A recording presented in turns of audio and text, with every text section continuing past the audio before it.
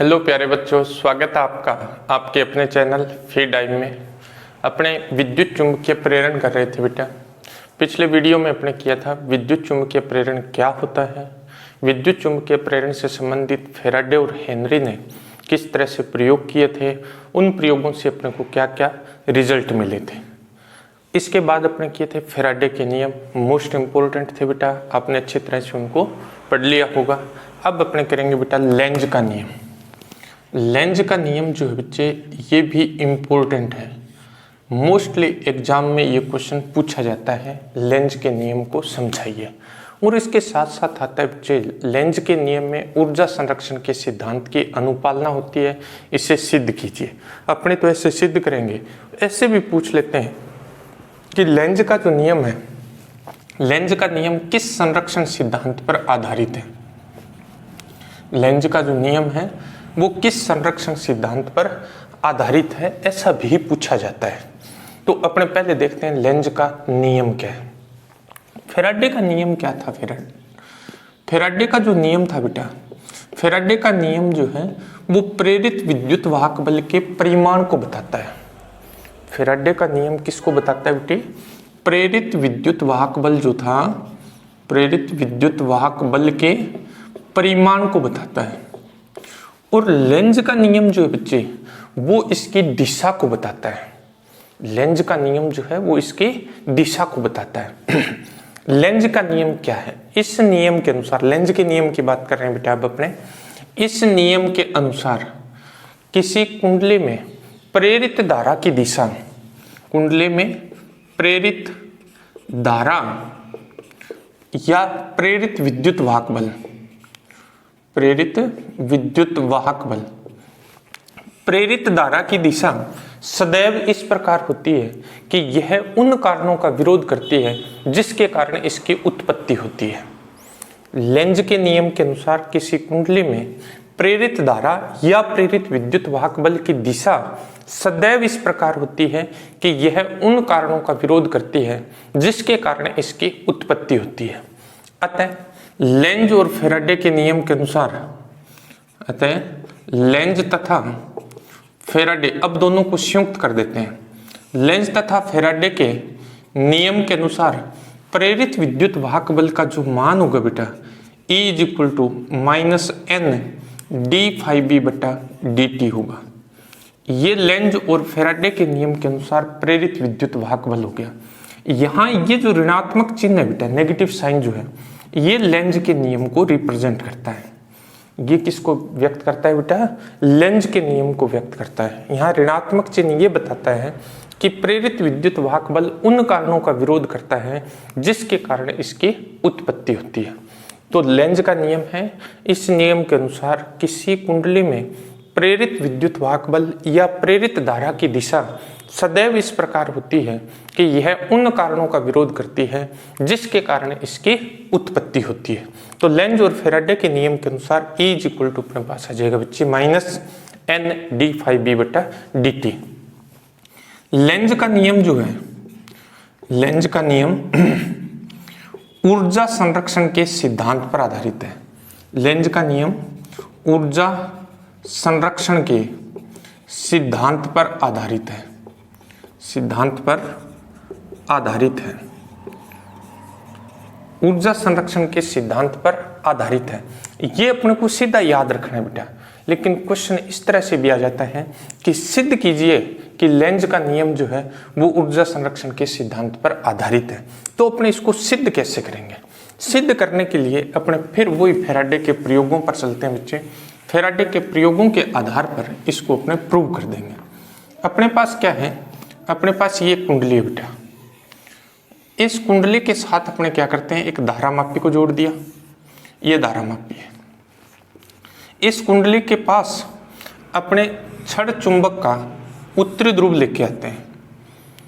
छड़ चुंबक का क्या लेके आते हैं? उत्तरी ध्रुव लेके आते हैं। जब अपने छड़ चुंबक के उत्तरी ध्रुव को इसके समीप लेके आते हैं तो इसके अंदर क्या होती है? प्रेरित धारा प्रवाहित होती है। इसके अंदर क्या होगी? प्रेरित धारा।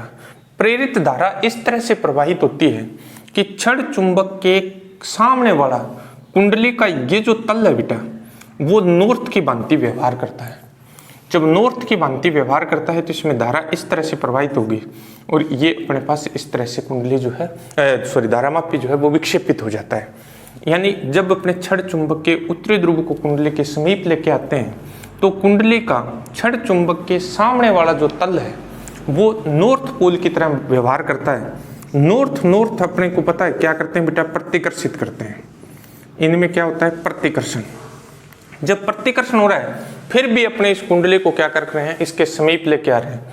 जब अपने इस कुंडली को समीप लेके छड़ चुंबक को जब समीप लेके आ रहे हैं तो नॉर्थ में प्रतिकर्षण, इस प्रतिकर्षण के विरुद्ध क्या करना पड़ता है, प्रतिकर्षण के विरुद्ध कार्य करना पड़ता है। इस प्रतिकर्षण के विरुद्ध कार्य करना पड़ता है और यह कार्य कुंडली में विद्युत ऊर्जा के रूप में उत्पन्न हो जाता है। कार्य जो होता है बच्चे, इसे यांत्रिक ऊर्जा भी कह सकते हैं। मतलब यांत्रिक ऊर्जा खर्च होती है और उतनी ही विद्युत ऊर्जा जो है वो परिपथ में उत्पन्न हो जाती है, मतलब ऊर्जा संरक्षित रहती है।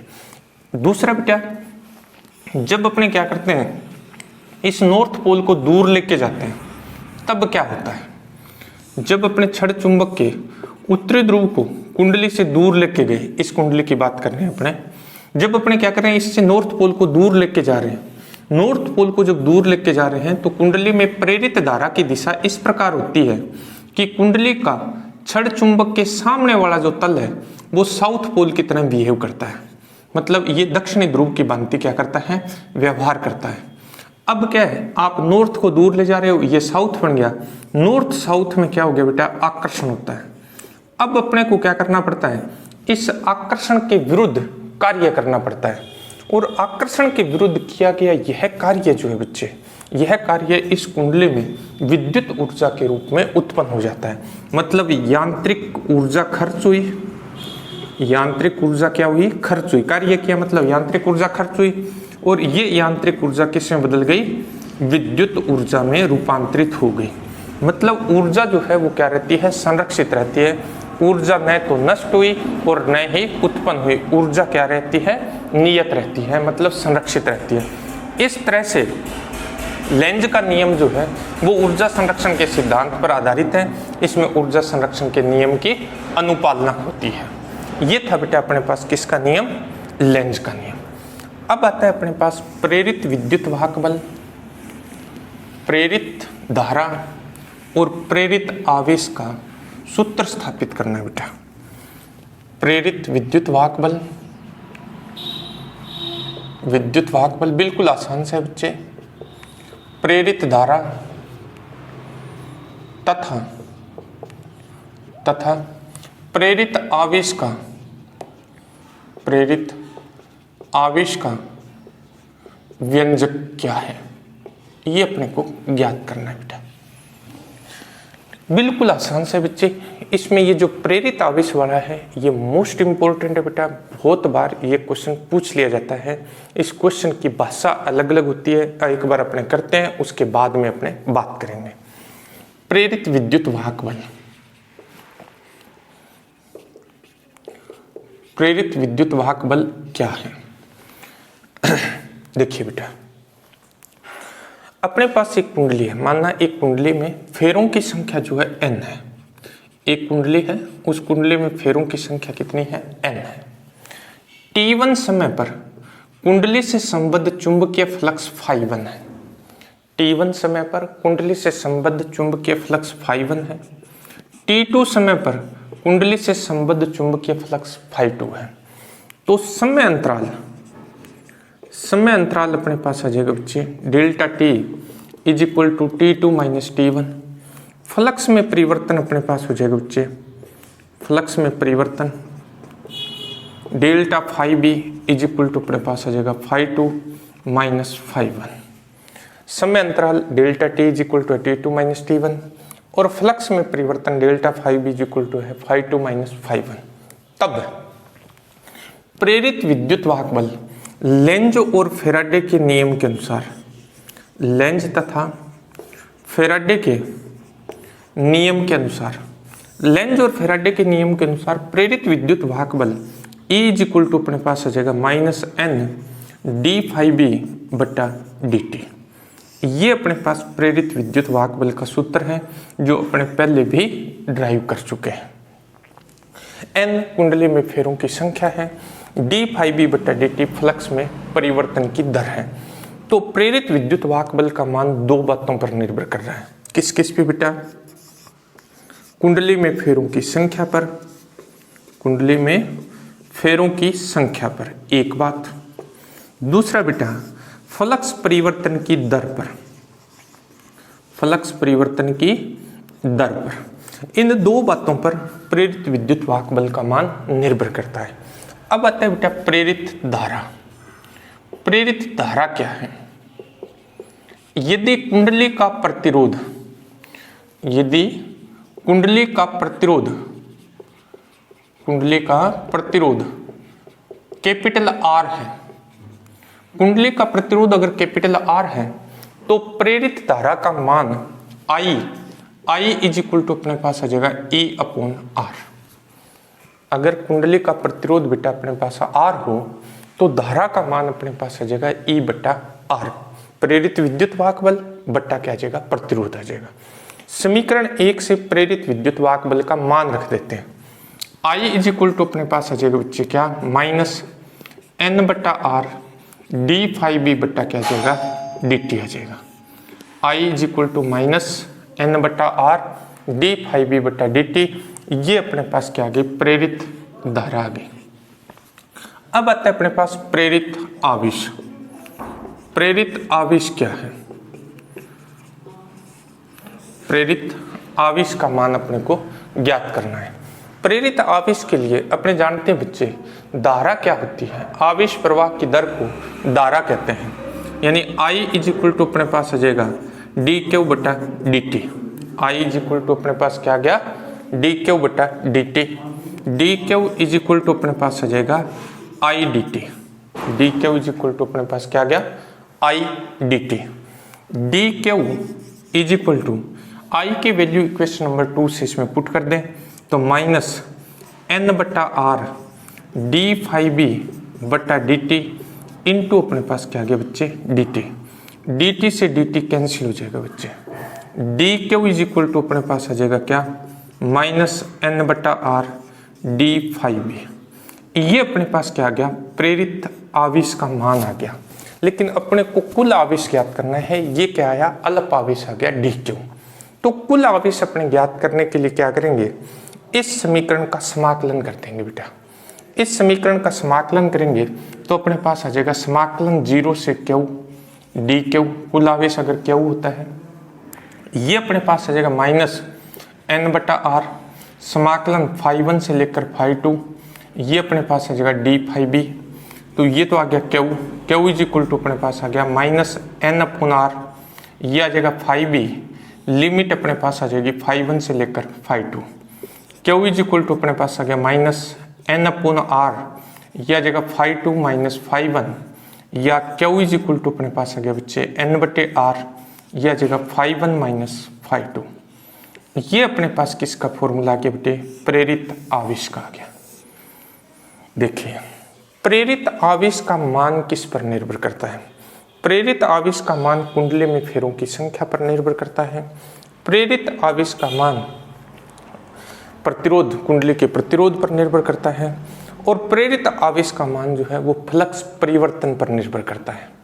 लेकिन फ्लक्स परिवर्तन में लगे समय पर निर्भर नहीं करता है। क्वेश्चन यही आता होता है बेटा। क्वेश्चन इसलिए इस तरह से पूछ लिया जाता है, सिद्ध कीजिए कि प्रेरित आवेश का मान जो है वो फ्लक्स परिवर्तन में लगे समय पर निर्भर नहीं करता है। तो अपने को क्या करना है? ये फॉर्मूला ड्राइव करके दिखाना है। जब अपने पास ये फॉर्मूला आ जाएगा तो अपने कह देंगे कि फ्लक्स परिवर्तन में लगा समय जो है वो प्रेरित आवेश में कहीं नहीं आता है। मतलब प्रेरित आवेश का जो मान है वो फ्लक्स परिवर्तन में लगे समय पर निर्भर नहीं करता है। तो ये था बेटा अपने पास क्या? प्रेरित विद्युत वाहक बल, प्रेरित धारा और प्रेरित आवेश। प्रेरित विद्युत वाहक बल का मान दो बातों पर निर्भर करता है बेटा, कुंडली में फेरों की संख्या पर, फ्लक्स परिवर्तन की दर पर। दो बातें महत्वपूर्ण है किसके लिए बच्चे? प्रेरित विद्युत वाहक बल के लिए। प्रेरित धारा किस पर निर्भर करती है बेटा? प्रेरित धारा जो है वो 3 बातों पर निर्भर करती है, कुंडली में फेरों की संख्या पर, कुंडली के प्रतिरोध पर और फ्लक्स परिवर्तन की दर पर। प्रेरित आवेश का मान सबसे इंपॉर्टेंट पॉइंट यही है, यहीं से क्वेश्चन पूछा जाता है कि क्यू का जो मान है, प्रेरित आवेश का जो मान है वो कुंडली में फेरों की संख्या पर, कुंडली के प्रतिरोध पर और फ्लक्स में परिवर्तन पर निर्भर करता है, फ्लक्स परिवर्तन में लगे समय पर निर्भर नहीं करता है। इंपॉर्टेंट क्वेश्चन है बच्चे, सिंपल सा क्वेश्चन है एकदम, पूरा टॉपिक एकदम सिंपल सा है, थोड़ा सा अपने को अच्छी तरह से इसको करना है बेटे। अब आता है बेटा फ्लेमिंग के दाएं हाथ का नियम। फ्लेमिंग के दाएं हाथ का नियम क्या है?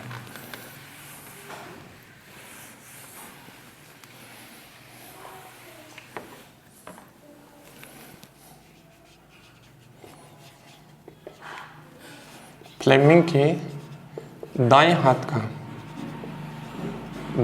का नियम बिल्कुल आसान सा है बेटा, याद ये रखना है कि ये नियम है किसके लिए?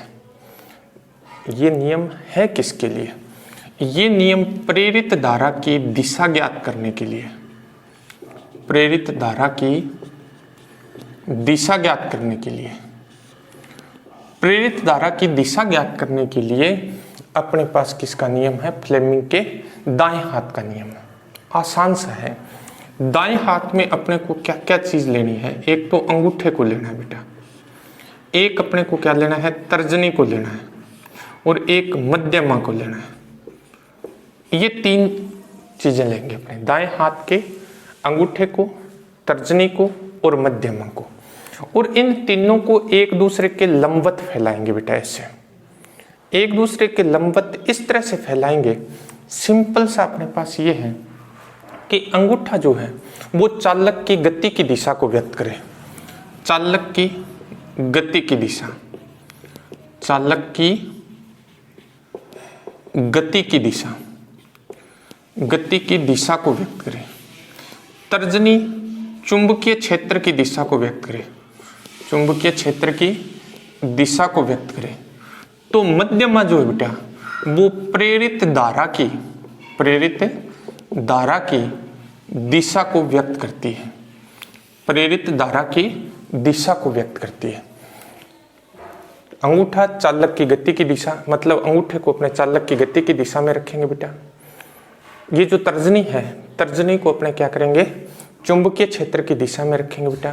तो ये अपने आप उस चालक में जो धारा बहेगी उस धारा की दिशा को व्यक्त कर देगी। मैं एक सिंपल सा एग्जांपल बता देता हूँ इसका, फिर आपको पता लग जाएगा, मैं उसमें लगा के दिखा दूंगा। अपने पास ये एक चालक तार है, इस चालक तार को चुंबकीय क्षेत्र में रखते हैं, ये चुंबकीय क्षेत्र है। चुंबकीय क्षेत्र को जब क्रॉस से दिखाते हैं तो वो तल के लंबवत नीचे की तरफ होता है। इस तार को अपने इस दिशा में गति करवाते हैं, चुंबकीय क्षेत्र तल के लंबवत नीचे की तरफ है, तार इस दिशा में गति कर रहा है। अपने क्या करेंगे? इस नियम को लगाएंगे। अंगूठा चालक की गति की दिशा को व्यक्त कर रहा है, तर्जनी चुंबकीय क्षेत्र की दिशा को व्यक्त कर रही है, तो ये मध्यमा जो है वो इसमें प्रेरित धारा की दिशा को व्यक्त करेगी। इसमें धारा ऐसे बहेगी,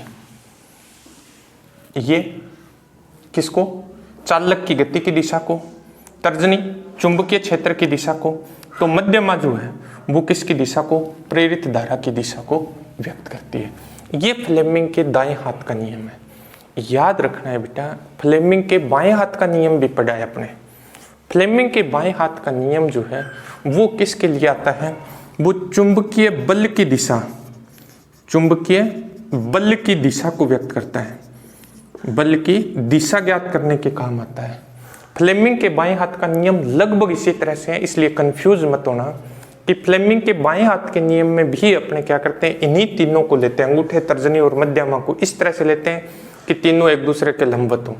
इसमें होता है IBF, इसको I की दिशा में रखते हैं, इसको मतलब मध्यमा को, इसको किसकी दिशा में रखते हैं?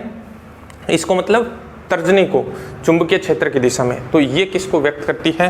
ये चुंबकीय बल की दिशा को व्यक्त करती है। ये बाएं हाथ का नियम है बेटा, बाएं हाथ का नियम है, बाएं हाथ का नियम है। ये दाएं हाथ का नियम है बेटा। दाएं हाथ का नियम प्रेरित धारा की दिशा को व्यक्त करता है बाएं हाथ का जो नियम है बेटे वो चुंबकीय बल की दिशा को व्यक्त करता है। तो दोनों में कंफ्यूज मत हो जाना, बिल्कुल सिंपल से नियम है और इसको अपने बार बार आगे काम में भी लेंगे कि प्रेरित धारा जो है वो किस तरह से प्रवाहित हो रही है। तो ये था बेटा अपने पढ़ा लेंज का नियम, अपने पढ़ा प्रेरित विद्युत वाहक बल, प्रेरित धारा, प्रेरित आवेश, और ये था अपने पास लेंज का फ्लेमिंग के दाएं हाथ का नियम। अच्छी तरह से बच्चे वीडियो को देखना है। वीडियो को देखने के बाद अगर आपको किसी तरह की समस्या आती है इस वीडियो में तो कमेंट करना बेटा, आपको हर एक कमेंट का रिप्लाई मिलेगा। आपकी जो भी क्यूरी होगी उसको आपको रिप्लाई मिलेगा। आपके जब तक समझ में नहीं आएगा अपने आगे नहीं बढ़ेंगे। आपको अच्छी तरह से ये चीज़ें समझ में आनी चाहिए क्योंकि ये बेसिक है बेटे। बेसिक जब समझ में आते हैं तो फिजिक्स बड़ी आसान लगती है। इसलिए अच्छी तरह से एंजॉय के साथ फिजिक्स को पढ़िए। वीडियो को पूरा देखना है बेटा, वीडियो को शेयर करना, चैनल को सब्सक्राइब करना। थैंक्स।